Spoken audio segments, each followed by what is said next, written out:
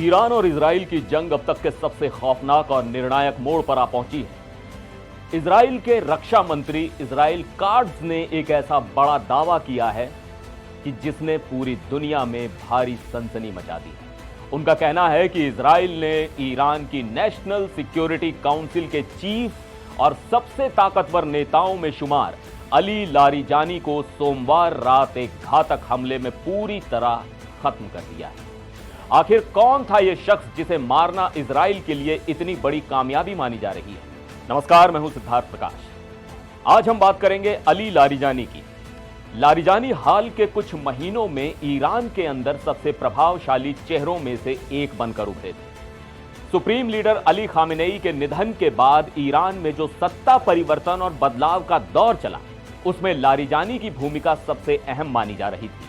इसके अलावा जनवरी में जब ईरान के अंदर भारी सरकार विरोधी प्रदर्शन हुए थे, तब उन्हें कुचलने में भी इस नेता ने एक बड़ी और खौफनाक भूमिका निभाई थी।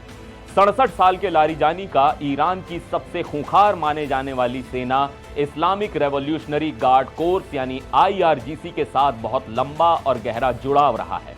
वो ईरान के मौजूदा शासन का एक जीता जागता प्रतीक बन चुके थे।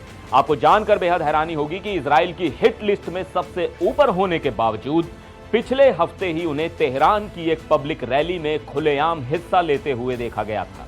लारिजानी ने इस्लामिक रिपब्लिक की जटिल और खतरनाक राजनीति को बहुत ही चतुराई से संभाला था।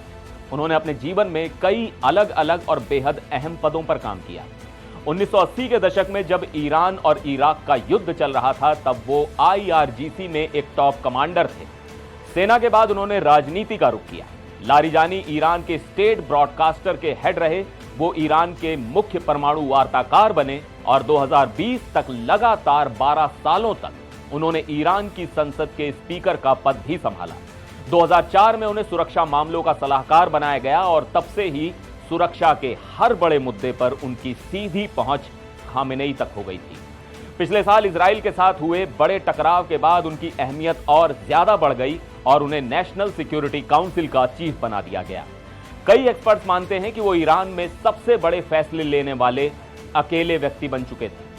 लारिजानी का परिवार ईरान के बेहद रसूखदार धार्मिक परिवारों में से एक है। उनके भाई सादेक एक अयातुल्ला हैं और ईरान की न्यायपालिका के पूर्व प्रमुख रह चुके हैं।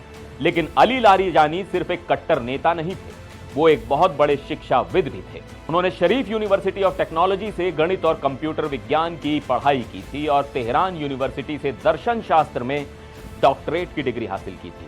उन्होंने मशहूर जर्मन दार्शनिक इमैनुअल कांट के काम पर बहुत विस्तार से लिखा है।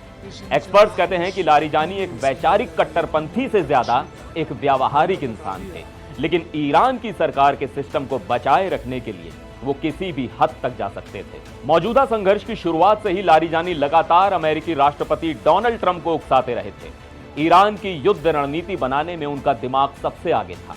युद्ध शुरू होने के तुरंत बाद उन्होंने सोशल मीडिया पर लिखा था कि अमेरिका के विपरीत ईरान ने खुद को एक बहुत लंबी और खतरनाक जंग के लिए पूरी तरह से तैयार कर लिया है। अब अगर इजराइल का यह दावा सच साबित होता है तो ये ईरान के लिए एक ऐसा बड़ा झटका है जिससे उबरना उसके लिए अब बेहद मुश्किल होगा।